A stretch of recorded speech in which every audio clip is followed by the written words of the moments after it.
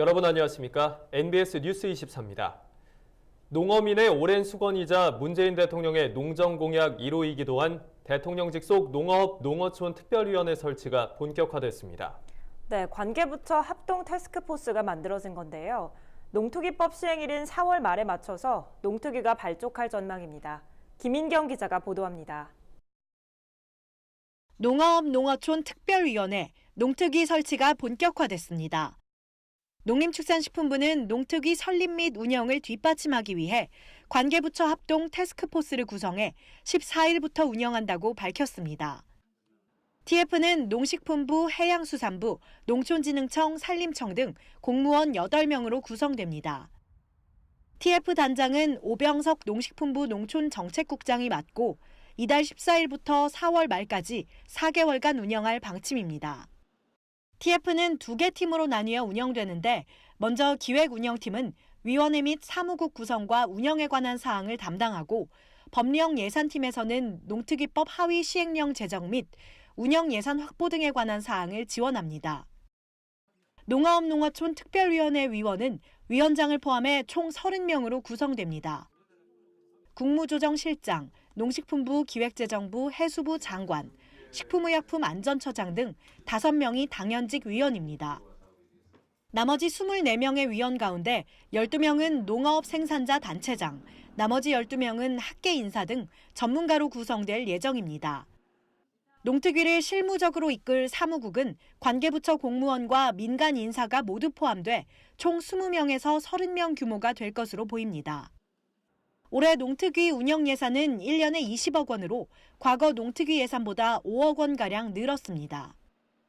농식품부 관계자는 농특위의 설립과 운영을 위한 제반 사항을 철저히 점검해 농특위법 시행일인 4월 25일에 맞춰 농특위를 발족하겠다고 밝혔습니다.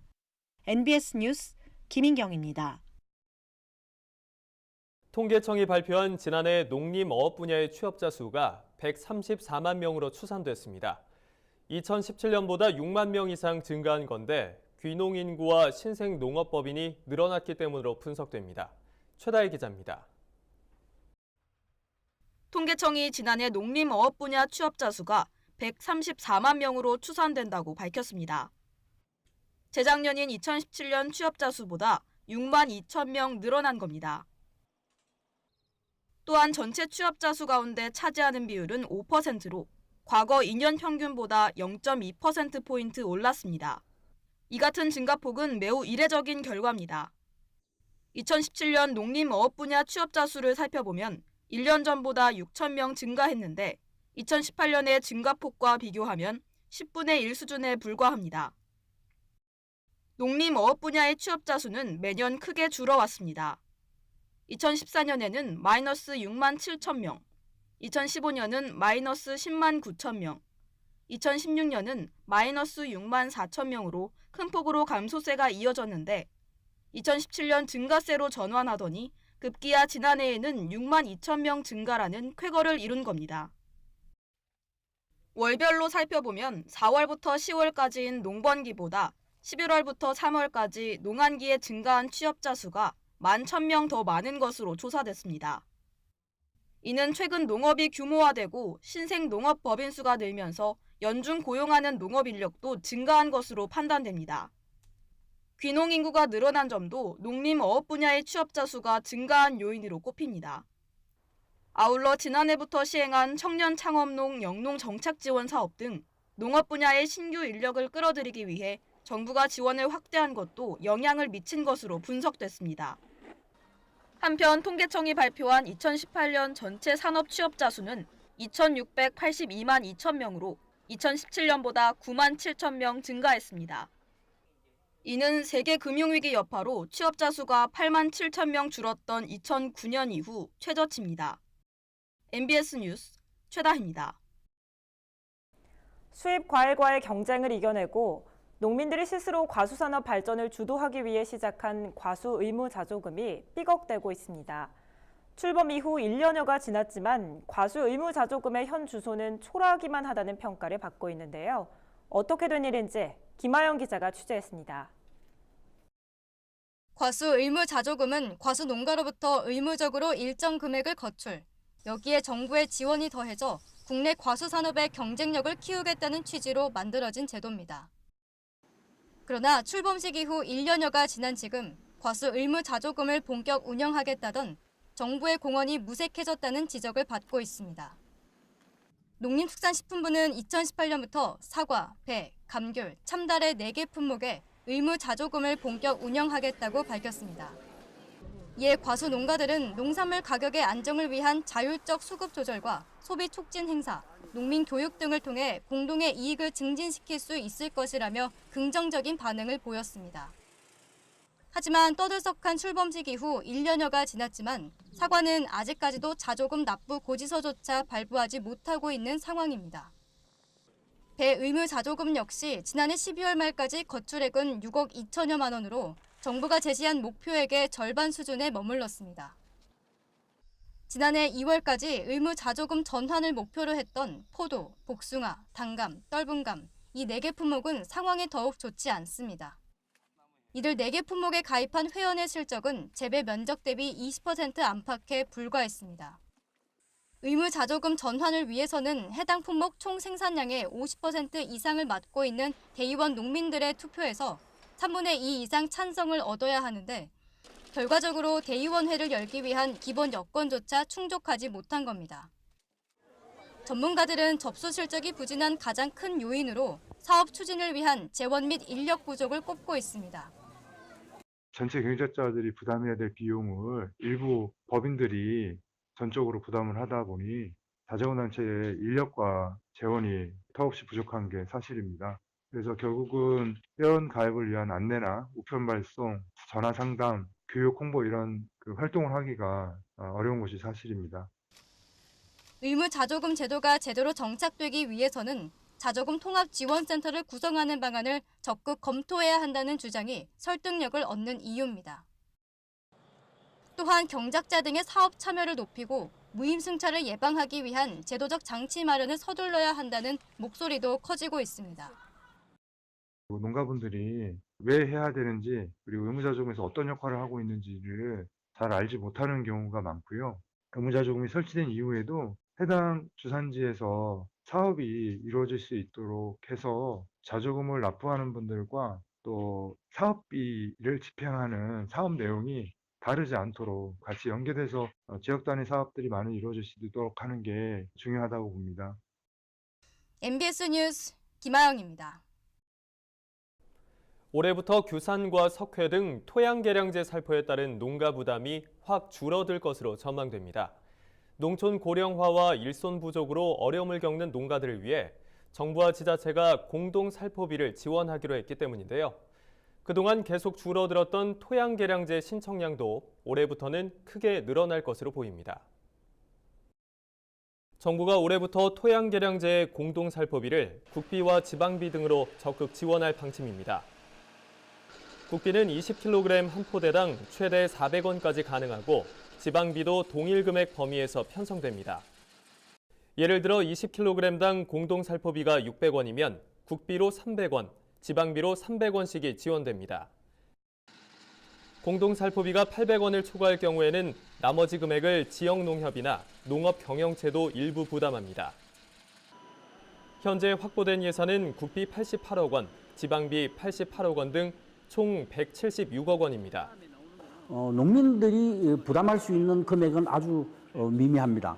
그렇기 때문에 지금 실제 사용하고 싶은 농민들이 있는데도 불구하고 개인적으로 비용 부담을 했던 어떤 부분이 정부 지원으로 인해서 아마 수요를 충족하지 못할 정도의 어떤 파급 효과가 있으리라고 봅니다. 정부의 토양개량제 공동살포비 지원 방침에 농가들은 한껏 기대에 찼습니다. 평균 연령이 65세가 넘어가고 있다 보니까 일선이 딸려서 젊은 사람들은 없고 살포비를 지원해 준다고 하면 저희들이 수월하게 농사 준비를 할 수가 있겠죠. 농가 부담을 줄 수 있고 토양 개량 효과를 낼 수 있으니까 많이 열면 많이 열수록 좋은 거지 않겠습니까? 정부는 또 유효규산 함량이 낮은 농경지와 산성토양에 토양개량제를 공급함으로써 전국 논토양의 유효규산 함량을 157 ppm으로 높이고 밭토양의 산도를 6.5pH로 개선할 방침입니다. 현재 노동력을 부족한 현상으로 인해서 지금 현장에 살포의 어려움이 있습니다. 만약에 이것을 정부에서 살포 비율을 지원을 해준다면 노동력 절감 효과와 광범위하게 살포를 할 수가 있어서 오히려 좀 더 효과적인 토양 개량을 볼 수 있을 거라고 생각됩니다. 이에 따라 농가의 영농 활동은 물론 친환경 농업 실천 기반 마련에도 도움이 될 것이란 기대가 커지고 있습니다. 최근 돼지고기 값의 폭락으로 양돈 농가의 위기감이 고조되고 있는 가운데 양돈 기업들이 경영이 어려운 일부 농장들에 매입해 축산 시장을 잠식하고 있다는 우려가 나오고 있습니다.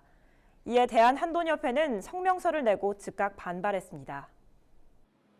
대한한돈협회가 기업의 양돈장 매입 시도에 강력하게 반발하고 있습니다. 최근 한돈협회는 성명서를 내고 농가 경영이 어려워진 틈을 타 기업 자본이 무분별하게 축산업에 진출하는 것은 축산 농가의 생존권을 심각하게 위협하는 조치라며 양돈장 매입 시도를 즉각 중단할 것을 촉구했습니다. 특히 최근 수입육이 폭발적으로 늘면서 한돈 자금률이 위협받는 상황에서 기업 자본의 무분별한 양돈장 매입 시도는 한돈협회와 양돈기업이 체결한 적정 사육 규모 협약을 파기하는 행위라며 강도 높게 비판했습니다. 적정 사육 규모 협약은 2013년 대한한돈협회가 5대 양돈기업과 함께 맺은 것으로 비육돈 사육장에서 더 이상 사육 마리수를 늘리지 않겠다는 내용이 담겨져 있습니다. 하지만 최근 제주와 충청 지역에서 기업에 의한 양돈장 매수가 이뤄지고 있는 것으로 알려졌습니다. 한돈협회는 무분별한 매입 시도가 계속될 경우 해당 업체의 실명과 매입 내용을 공개하고 강력 대응할 것이라고 경고했습니다. 더불어 농업이 생명이라고 선언한 문재인 정부의 농정 역시 대기업의 농업 진출을 뒷받침하는 형태로 진행되어서는 안 될 것이라며 무분별한 대기업 농장 인수와 확장을 막을 제도적 장치를 마련해달라고 정부에 촉구했습니다.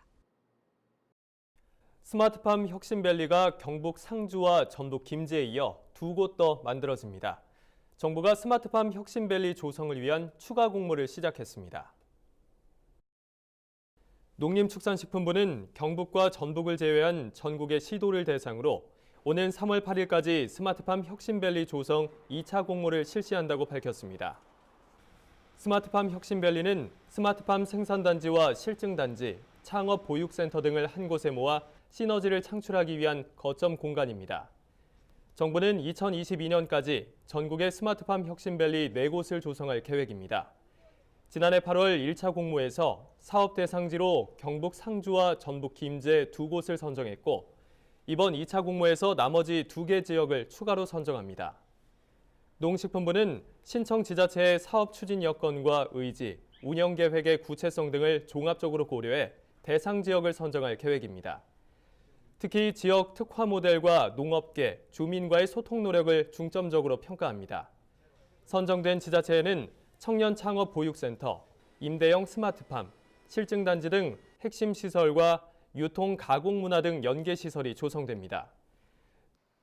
농식품부는 평가위원회를 구성해 서류, 현장, 대면 평가 조사를 시행하며 최종 대상 지역은 3월 말에 선정됩니다.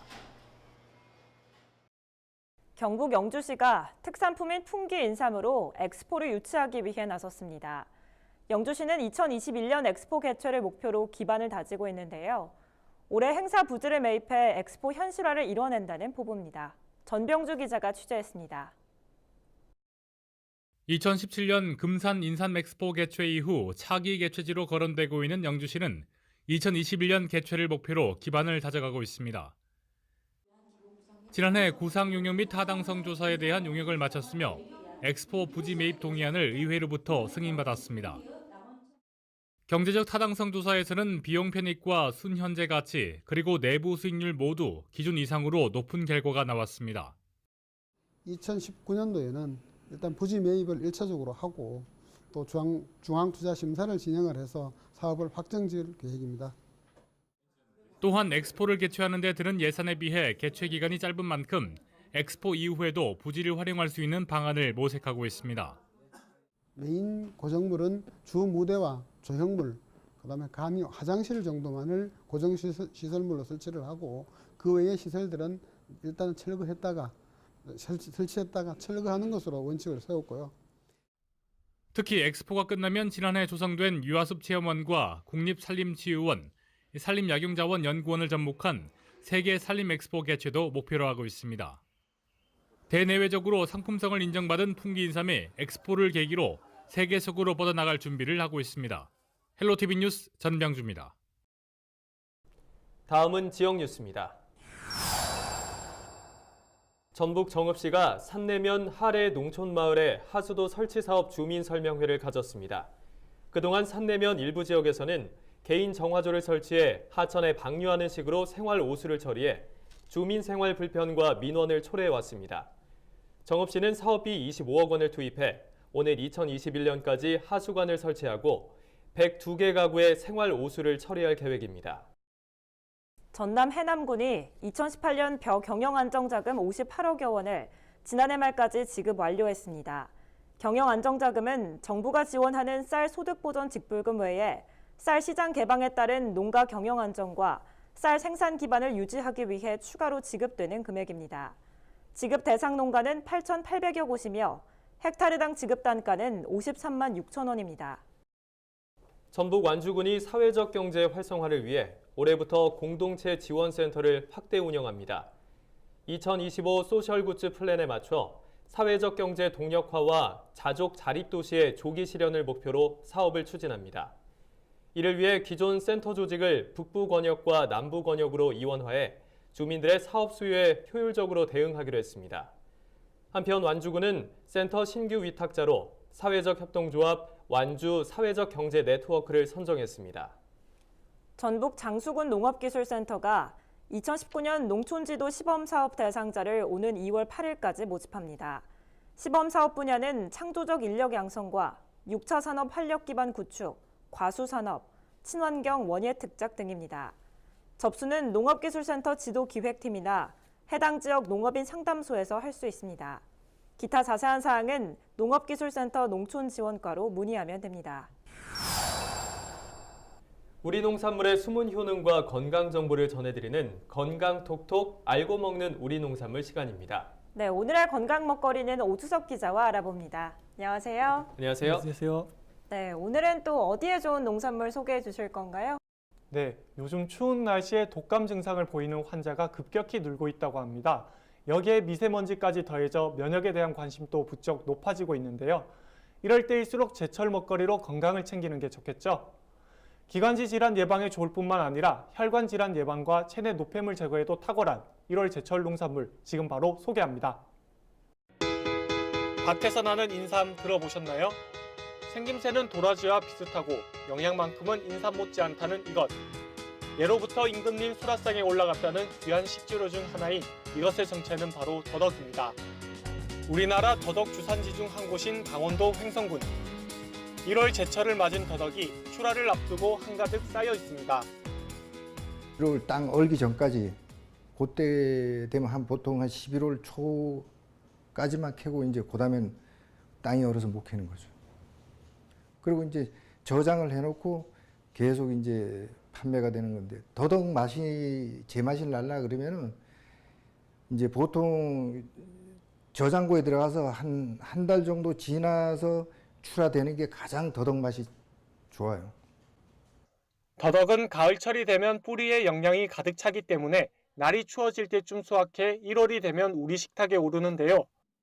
특유의 향이 매력적인 더덕은 흙도 많고 껍질 손질도 까다로운 식품이지만 겨울을 더 든든하게 해줄 제철 음식 중 하나입니다. 더덕의 대표적인 성분은 바로 사포닌입니다. 사포닌은 떨어진 기력을 회복하게 만들고 혈관 질환을 예방하는 데 도움이 됩니다. 뿌리를 자르면 나오는 흰액인 사포닌 진액은 기관지와 폐렴, 천식 치료에 유용한 약재로 쓰이고 있습니다. 산에서 자라는 고기라 불리는 더덕은 성분과 효능이 인삼과 비슷합니다. 따라서 한방에서는 더덕을 양유근이라고 할 정도로 훌륭한 식품이자 약재로도 썼는데요. 사포닌은 온기를 회복하고 혈관 질환 예방에 많은 도움을 주면서 기침이나 가래 등 폐기관지 기능을 강화하는 데 탁월한 효능이 있습니다. 쌉쌀한 맛 속에 영양이 가득, 꼭 먹어야 할 제철 음식이겠죠?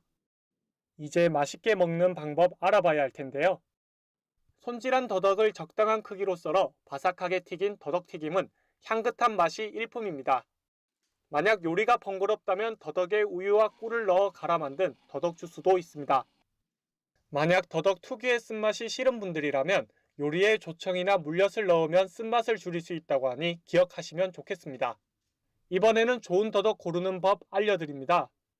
더덕은 보시고 소비자분들이 보시고 일단은 더덕이 단단하고 좀 이래 보셨을 때 좀 이래 시들지 않는 것처럼 이래 좀 이래 탱글탱글한 거 그런 더덕이 가장 좋습니다. 그래 될 수 있으면은 이래 내두 쪽에 보면은 이래 좀 이래 물르지 않고 좀 단단한 쪽으로 해가지고 싱싱한 걸 고르시는 게 제일 낫죠. 중국산 더덕과 구별하는 법도 있습니다. 중국산 더덕은 굵고 울퉁불퉁한 데다 특유의 더덕향이 약합니다. 또 머리 부분이 2에서 3cm 길고 주름이 많다고 하니 꼭 기억하시고요. 겨울철 보약 더덕으로 남은 겨울 건강하게 보내시길 바랍니다.